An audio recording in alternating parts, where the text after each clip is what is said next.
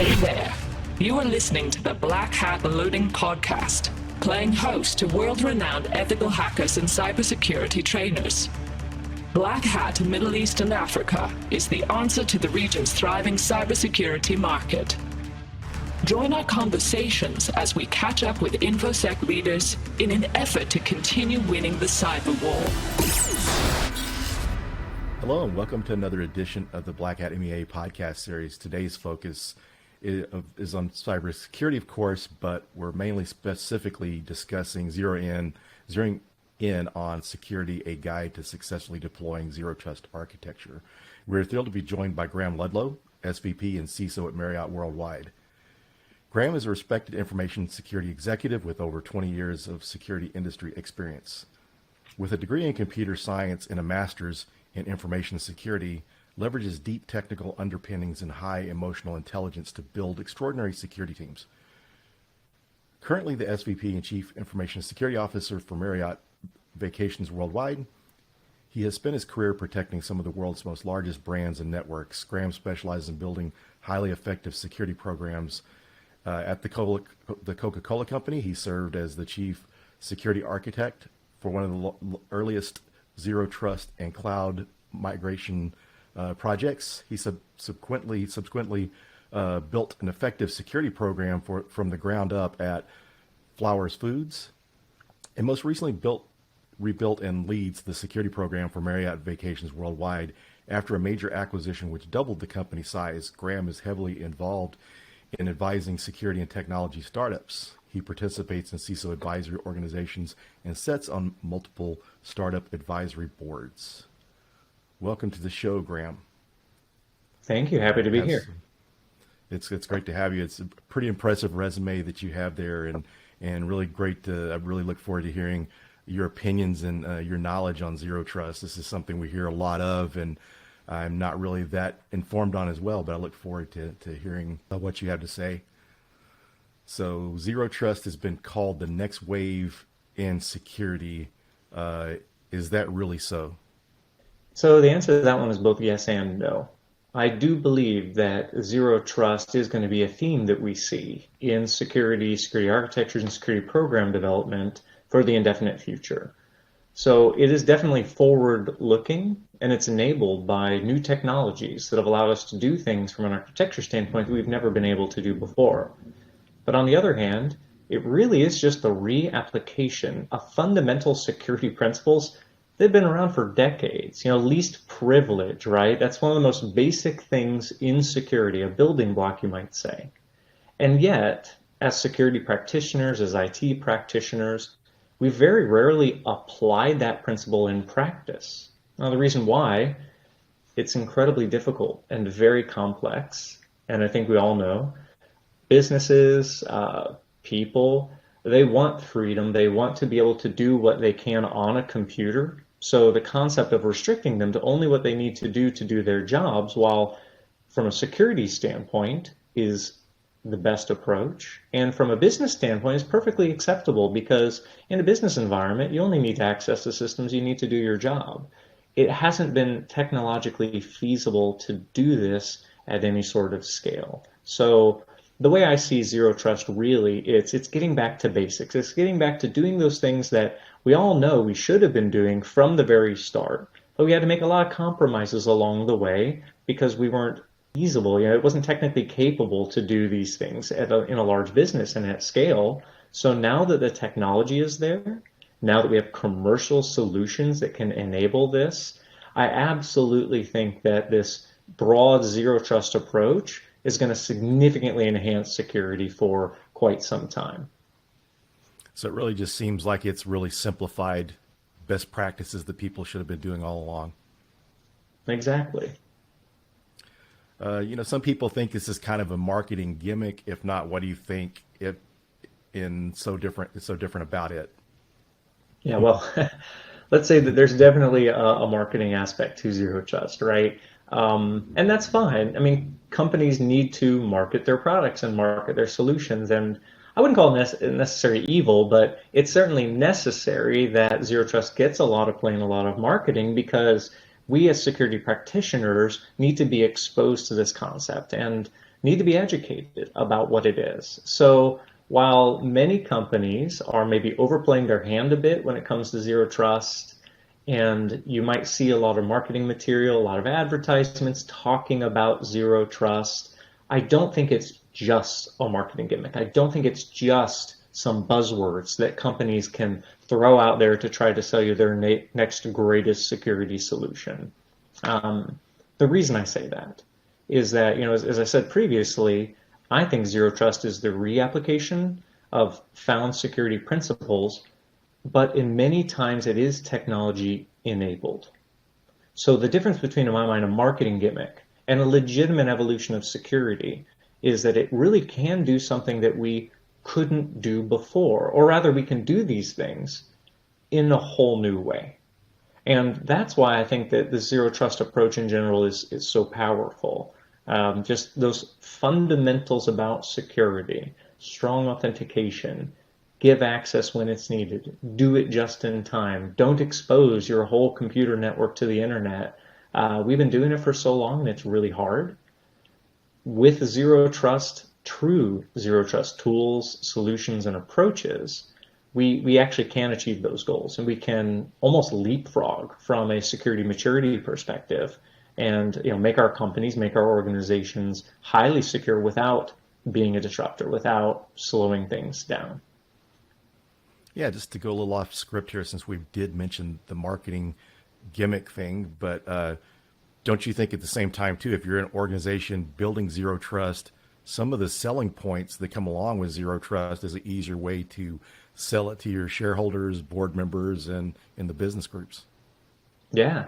And it's funny because the term zero trust, I would say, struggled with it in some ways internally. Of everyone says, don't be the department of no NO, be the department of no KNOW, right? We want to be business enablers. As a CISO, you don't want to be the one in the room saying, we can't do that important business initiative. Businesses have to grow. They have to evolve. They have to adopt new technologies. And so the concept of zero trust as a marketing term might turn people off. They might say, wait a second, we trust our employees, right? Like, we're not going to say we don't trust our own employees. That's not what zero trust is about, right? And so the term itself internally, depending on your company culture, is going to resonate or not. I've worked at one place where it didn't resonate well. I've worked at another where it resonated really well. So it's about taking the temperature of your own organization and your executive team. There's definitely education there because they're brilliant people in their own fields, but they may not understand information security to the degree that a practitioner does. So bridging that gap, I think the term speaks to the intent, right? It's about not granting access without some form of trust in place. If you can kind of overcome that, then using zero trust internally in your communications, in your strategy, with your executives, with your boards, can be highly successful. Yes, and that's just so key in our industry, is be able to explain to the business groups, to the boards, to understand that, because it's like a different language whenever you're speaking to a sales organization, and some of the terminology they use compared to what we use as practitioners, it's like another language. So the business groups, the board, it's going to be the same for them. It's like you're speaking a different language. Exactly. And communication is key, both in the listening and understanding what the business is trying to achieve, but being able to kind of talk back, right, and communicate how are you enabling that. And again, that's where I think the zero trust approach in principle and in practice can be highly successful. Great stuff. Everyone's talking about it, but there are hardly a few examples of real-world implementations. I can imagine this isn't a walk in the park, but why? Well, there's a quote, and I'm going to massacre the quote, but it's essentially, simplicity does not precede complexity, but follows it. I believe that's Alan Perlis. Zero trust, I'm going to bang the drum again, right? It's a reapplication of principles, but it does it because we have the technological capabilities to implement it. So it takes both a conceptual paradigm shift in IT practitioners and security practitioners to really change their attitude, change their fundamental belief in how IT and information systems can and do function. And that's really hard. That's a human problem. That's a cultural problem. If you told an average network engineer, hey, we're going to have technology so that when you plug into the internet, you can directly access our AD controllers. They're probably going to be like, well, are you crazy? Like, you can't do that. Or if you say, we're not going to allow any communication between the clients in our corporate offices. Your IT support teams are going to say, but I can't support our PCs. How can we set up a printer if you're not allowing communication on the local network? So there's going to be a lot of resistance just conceptually. And again, it's about education. It's about getting people familiar and comfortable with these technologies. So that's one barrier, right? That's one reason why a lot of companies haven't just wholesale switched over to zero trust. The second is also very practical. The technologies to enable it have to be deployed. You can't just deploy zero trust using 20-year-old technology. You need modern network infrastructure. You need modern tools, and you need a whole stack, I would say, of zero trust enabling technologies that once they're in place, it's relatively easy actually to do a lot of the stuff that we're talking about. But until they're there, until they're operationalized, until they're in production, so to speak, it's almost a non-starter. But there's some good news. What I've seen, and I'm sure we can talk about it later, but in practice, once you achieve that minimum viable product, let's say, of a zero trust architecture, and once you start enabling application access securely, once you start enabling M&A activity to go faster, it gains its own momentum. It's like that snowball rolling downhill. So it's going to grow and grow and grow organically and eventually just sort of eat your old architecture. And then one day you're going to wake up and you're going to be like, wow, we're fully deployed in zero trust. Nothing bad happened, and the business can actually operate faster than it could before. So I don't know if it'll take 5 years or 10 years for the industry as a whole. It'll probably roll through different industries, kind of like security maturity rolled through different industries and levels of maturity over the past few decades. But I really do think everyone's going to get there in the end. That's great. And just hear you mentioning the different tools of doing things. We're so shorthanded, don't have all the security staff we need. So I think people really need to adopt, using those methods of automating and enhancing and using the tools to make the job easier. Absolutely. And, talk about attracting and retaining talent. Security practitioners tend to be really passionate about what they do, right? They want to protect, they're driven, and they want to be successful. And the old approach to securing a company, it basically fails. And again, I won't say where, but I've worked at places where we had a mission that was impossible because of complexity, because of organizational momentum, where to really secure a large organization is a hugely difficult thing to do. So in a way, I think a savvy CISO can use a zero trust approach to attract talent. You get those early adopters, you get those really creative people who feed on and get excited about deploying these new technologies and approaches. And oh, by the way, we can actually protect our company and be successful at our mission. That's a recipe for attraction and retention of talent. Yeah, that's great to hear. And I really agree with what you're saying there. So you're known as an early adopter or pioneer of zero trust. Can you kind of take us through your background of that? Sure. So I was very fortunate to be exposed through a partnership with I'll name drop them because it was a while ago, Vitter, a couple of great, brilliant networking people over there. Worked with the Coca-Cola company about a decade ago with a great CISO in the organization, also a visionary head of enterprise architecture, to collaborate on developing one of the absolute earliest, what we would call a modern zero trust architecture. They're developed with the Cloud Security Alliance, a concept called the software-defined perimeter, the SDP, which if anyone Googles it or looks for that reference, you're going to see it looks a lot like what we call today the Secure Services Edge, the SSE. So again, I was lucky to work with some really visionary people. My role in the organization as a security architect was to bring a security perspective, analyze how that fits in with our existing tool sets and tooling, and then enable it and get it done. So, we collaborated on that architecture. We saw the value that it can bring a business. We saw the velocity that it can bring, both in, back then it was called cloud transformation. Today you might call it digital transformation, but enabling businesses. So, I got really hands-on way before this was in the industry. Way before Zero Trust, I think, was even a concept. And I saw the power and I saw the opportunity back then. And ever since then, I've been weaving Zero Trust concepts into my own security programs, into my own security strategies with a lot of success. And again, if you fast forward a decade, now there are commercial tools, back then there weren't. And now there are enabling technologies, back then there weren't. So you don't have to be a huge company with tremendous resources to be able to deploy Zero Trust architecture. Today, anyone can, if they have the ambition and they have the strategic ability to migrate to that sort of approach. Yeah, and that's great to hear that it doesn't impact the size of your organization, that anyone can do it. So that's really good to hear. So I'm sure that's got to be, being a pioneer, earlier adopter, it has to be pretty good to see that people are starting to adopt it and you're starting to hear that more come up in conversations. Absolutely. I'm a true believer here. I really do think that what we know as Zero Trust is the next step in security and is a successful strategy. So me, just fundamentally, I want everyone to adopt it because I want everyone to have great security. Yeah, and it seems like once you kind of get the heavy lifting done and once everything's set up, it's going to make your life easier, I would assume. Absolutely. We'll be able to fulfill our mission. What more could you ask for? So we're going to do a little role playing here for a couple of questions. I'm going to put on my CISO hat. So if I'm a CISO considering whether I want to go Zero Trust or not, what I have to look at before making my decision. Mm-hmm. So I think the most important thing to look at is find a Zero Trust framework. There are several of them out there. I know Forrester has one. I'm sure there's others.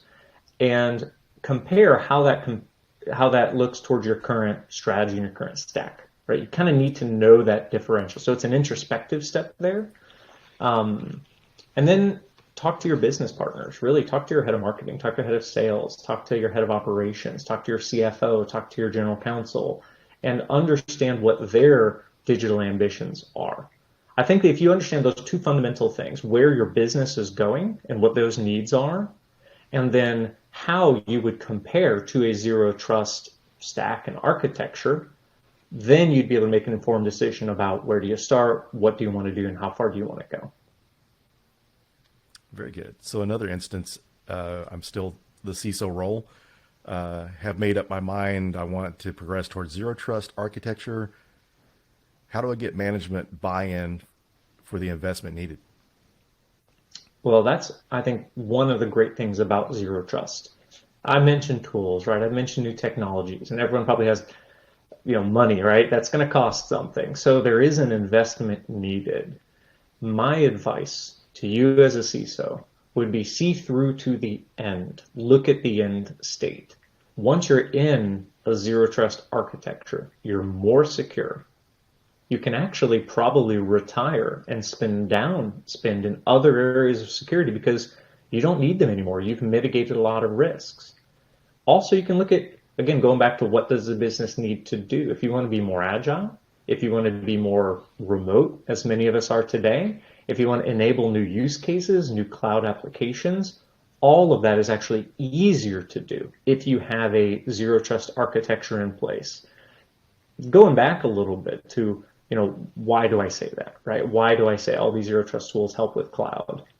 I'm sure many of us and many people listening to this have had to deal with expanding into all of these new cloud platforms, and legacy tools and legacy solutions, they just don't work. It's like, square peg, round hole situation where we're trying to make all of these old technologies work in all of these modern architectures. So really, truly, the same solutions that give you that software-based control that can get you to a Zero Trust state are also highly compatible with cloud, highly compatible with microservice architectures, with container-based applications. So again, looking through to the end, right? What's the end of the journey look like? You tell your business and you mean it and you prove it, you're going to be more secure. You're going to enable all of this technological advancement and therefore all the business growth that powers. And you're going to control your costs long term, because once you get into a Zero Trust state, I believe that there's always going to be evolution of tools, but it's not going to be forever and ever buy more security solutions. Once you get that stack in place, you're going to have a relative stability. And it's easier story to tell not every year I'm going to need another $1 million, right? That's a hard thing to sell to the business. But if you say, yeah, we have an investment, but it's going to level out, it's going to plateau at some certain point, that's a lot easier to sell. And with zero trust, it's the truth. Insofar as every analysis that I've done, you get to a point where you've got your architecture in place, and then it becomes organically grow with the business. Yeah, that's pretty interesting. When you mentioned the cloud, it seems like it would make sense for people, if you're getting ready to move to cloud, to go ahead and implement that as you're moving over to cloud. Absolutely, and that's one strategy to get there, right? Build your zero trust architecture in the cloud for the cloud. And as you migrate legacy workloads, legacy applications, and become more cloud first, you will naturally sort of shed, right, your legacy architecture, your legacy tools and solutions, and move into the new ones. That can be difficult because that means you're maintaining two architectures simultaneously. And I will say that usually zero trust tools overlay on legacy networks, legacy architectures very, very well. So it's not necessary to do it that way, but that absolutely is a viable strategy to get zero trust. And so if you already have like zero trust implemented, if you're implementing newer technologies, does that ease bringing in new technologies and securing them? Absolutely. Absolutely. Because zero trust, a lot of the zero trust tools, they're about software control, right? Instead of worrying about IP addresses, ports, and protocols, you have a kind of a governance plane where you can write rules more like allow our employees to log into our ERP system. And it just sort of makes it happen.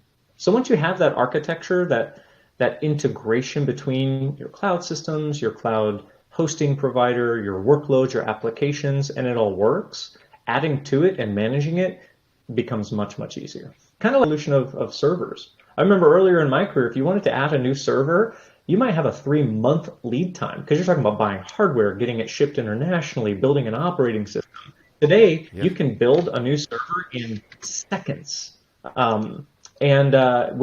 That's exactly what zero trust is doing here with these new technologies. Instead of applying security over an extremely long period of time and doing it very manually, you can do it in an automated and orchestrated fashion. Yeah, we've come a long way since the bare metal days where you had to just install an operating system on each piece of hardware. So it's really amazing how things have gotten more easy. It is. So we're going to kind of get into some topics more related to the conference itself. So as a cybersecurity executive, what excites you about Black Hat? Oh, well, Black Hat is a preeminent conference, right? It's marquee. It's a phenomenal both brand and conference with incredible content and attendees. In security, you always need to stay relevant. You need to learn constantly. And I'm excited about Black Hat because that gives me the opportunity to continue to learn. And in my case, to continue to share back to the greater security community. So I'm very excited to attend.